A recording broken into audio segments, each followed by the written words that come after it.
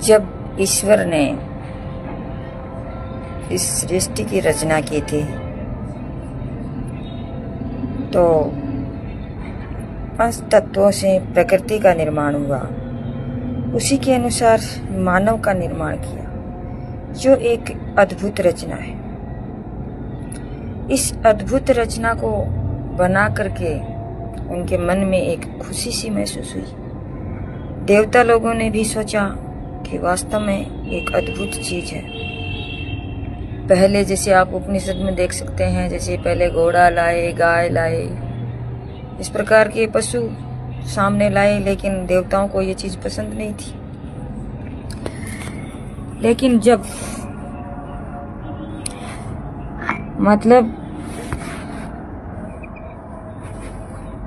देवताओं ने उस चीज के लिए मना कर दिया, तो ब्रह्मा जी ने सोचा कि भाई अब क्या किया जाए। तो मानव जैसी एक अद्भुत रचना लेकर के सामने आए, पुतला बना करके ऐसे सामने लेकर के आए। तो सभी ने कह दिया कि हाँ, बहुत अच्छी चीज है, आप इसको रख लीजिए, कोई दिक्कत नहीं है, अच्छी लगी है हमें भी।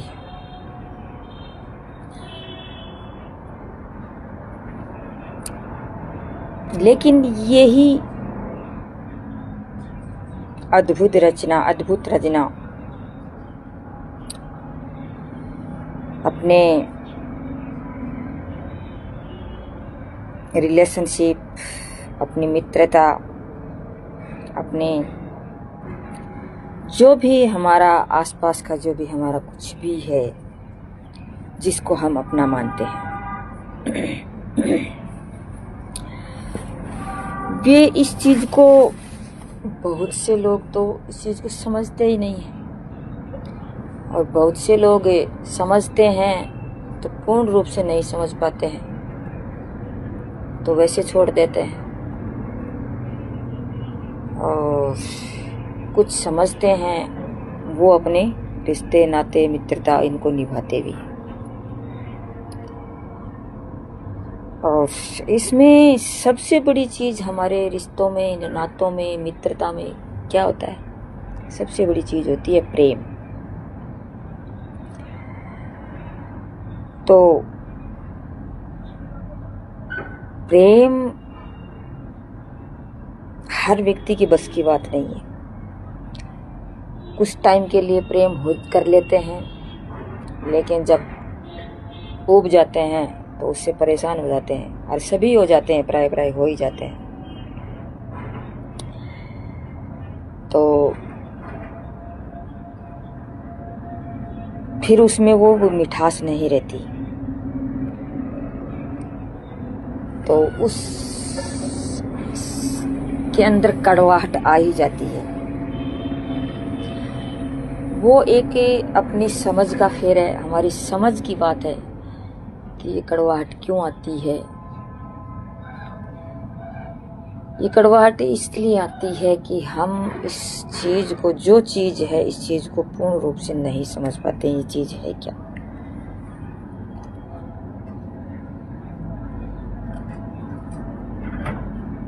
और मेन बात इसमें यही होती है कि हम इसको समझ नहीं पाते। प्रेम अगर सभी में, अगर हमारे अंदर है प्रेम, सबके साथ हमारा है, तो उसके अंतर्गत हम जब देखें तो ये एक दूसरे में मिले हुए होने चाहिए, उसके बीच में कोई भी लकीर न हो, तब जाकर के ये बात निभती है। जिस प्रकार से जैसे एक लकड़ी नहीं होती क्या, लकड़ी होती है, और जिसके दीमक लग जाती है तो वो लकड़ी क्या हो जाती है? खोखली हो जाती है।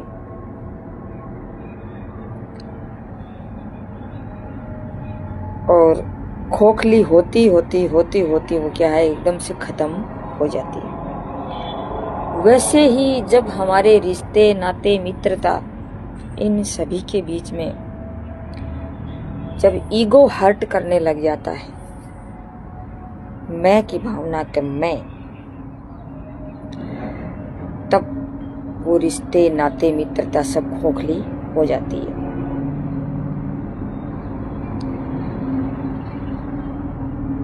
तो इसमें हमें ये हमेशा ही ये सोचना चाहिए कि कोई भी काम हो जिसमें ईगो अगर हर्ट हो जाता है तो ये चीज़ ख़त्म होती बार नहीं लगती। और ये हर व्यक्ति इस चीज़ को समझ भी नहीं पाता, क्योंकि अलग अलग अपने विचारों में खोए रहते हैं, अपने अपने विचार होते हैं, गहराई को कोई देख भी नहीं पाता है। इसलिए ये सारे ख़त्म हो जाते हैं। तभी देखा जाता है कि मतलब प्यार भी कभी कभार किसी से अगर होता है, चाहे बच्चे का हो, चाहे बच्ची का हो, चाहे और कोई जैसे युवा का हो, कोई का भी हो, तो वो क्या है कि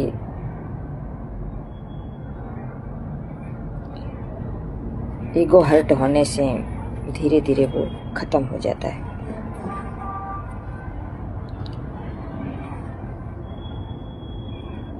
और वो हमारी समझ विस्तृत न होने की वजह से होता है। अगर हमारी समझ विस्तृत होती और एक तरफा होते जाते हैं विस्तृत न होने की वजह से, कि जो एक व्यक्ति है जो इस चीज़ को समझता है और दूसरा नहीं समझता है, तो वहाँ भी ये गड़बड़ होती है। तो उसी के चलते में जैसे उससे क्या होता है कि हमारी जो खुशियाँ हैं वो गायब हो जाती हैं। हालांकि विस्तृत माइंड वाला व्यक्ति है वो, उसकी खुशियाँ कभी भी गायब नहीं होती। वो कहीं न कहीं अपनी खुशी ढूंढ लेता है, और कहीं न कहीं क्या, खुशी तो हमारे अंदर है। तो ईश्वर ने, आपने सोचा होगा, हम सोचते हैं, मतलब मैं भी सोचती हूँ कि मतलब ईश्वर ने जब खुशी को बनाया था, बनाते वक्त एक चीज़ उनके दिमाग में आई थी कि वास्तव में ये खुशी है, अजीब चीज़ है। अगर ये खुश हो जाता है व्यक्ति, तो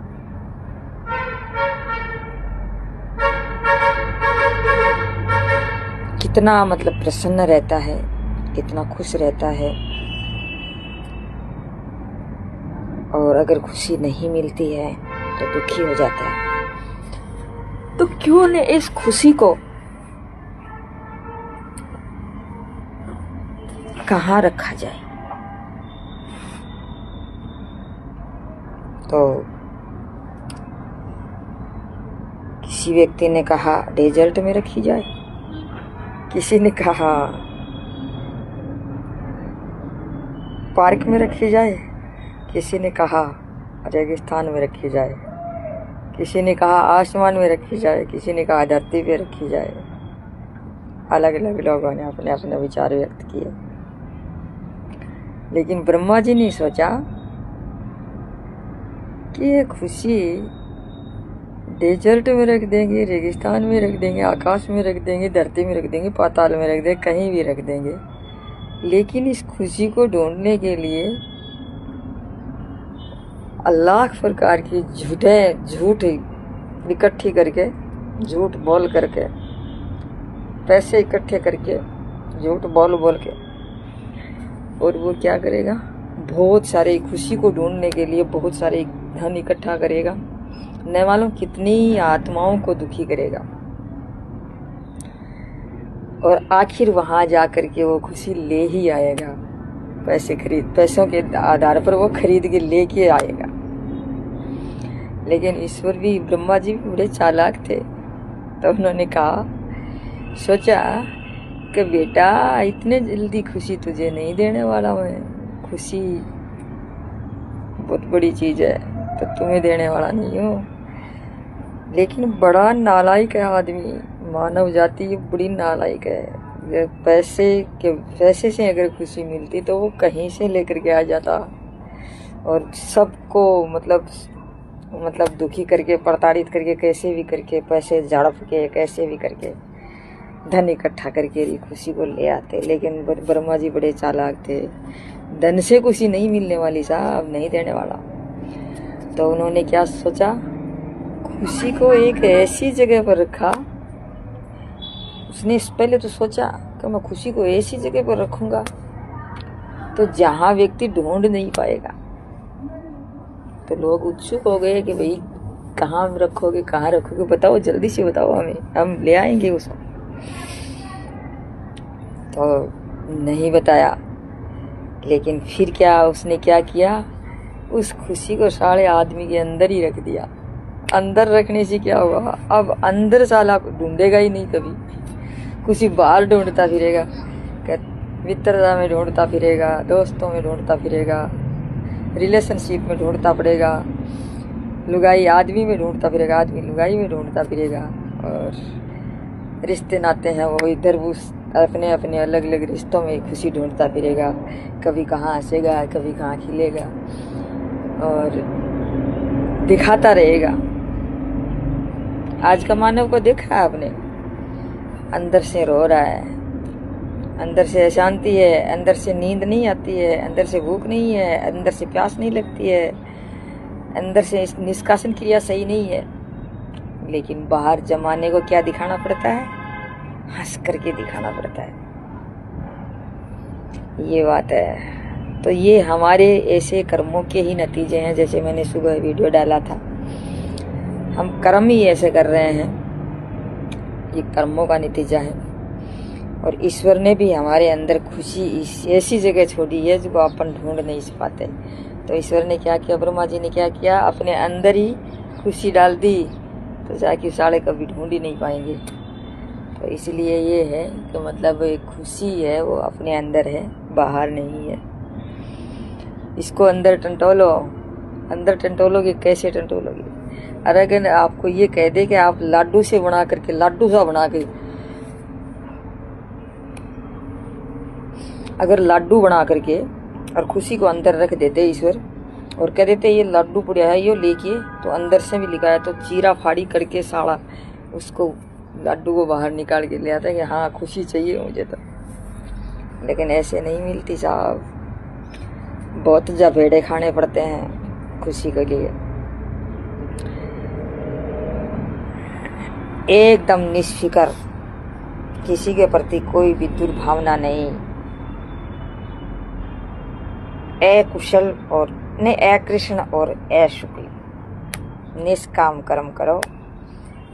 कोई अपने वर्क करो खूब जबरदस्त, और घोर परिश्रम के बाद जब आपको कुछ मिलता है उसमें फिर संतोष, धैर्य से सहनशील, ये चीज़ होनी चाहिए। सहनशीलता हर चीज़, हर व्यक्ति में नहीं मिलती, उसके लिए बहुत ही तपस्या करनी पड़ती है, तब जाकर के ये मिलती है, ऐसे नहीं मिलती। तो ये बात है, जो रिश्ते नाते मित्रता है, इनको एक मतलब एक खोखली लकड़ी मत बनाओ। मैं खुद मुझे भी कह रही हूँ, और एक दीमक की तरह उसे मुझे से जिस प्रकार दीमक है वो एक लकड़ी को चाट जाती है, वैसे ही ईगो है वो हमारे प्रेम को चाट जाता है दीमक की तरह। इसलिए ईगो कभी भी व्यक्ति को पनपने नहीं देता। तो ये बातें हैं, तो ऐसे हमें इस प्रकार से रहना चाहिए। आज तो मौसम खराब है, उबासी सी आ रही है, आलस्य से छाया हुआ है, पता नहीं क्यों, पता नहीं क्यों, मौसम ही खराब है तभी तो हो रहा है, ऐसे थोड़ी हो रहा है जैसे। यार ये भी कोई कहने की बात है क्या कि कैसे हो रहा है? चलो, मेरा तो काम ही है ये, सारे दिन भर और तो कोई काम नहीं है, घर का काम कर लेती हूँ और बैठी रहती हूँ, मेरा वीडियो बनाती रहती हूँ, मेरा खुद का टाइम पास होता रहता है और मैं बनाती हूँ, और अगर कोई देखेगा तो उसका टाइम पास हो जाएगा।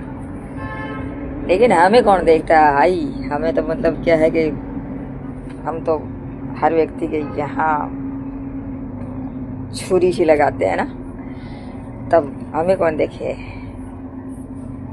चलो कोई बात नहीं है। Thank you. जय हिंद, जय भारत। मजाक ऐसे ही चलता रहता है।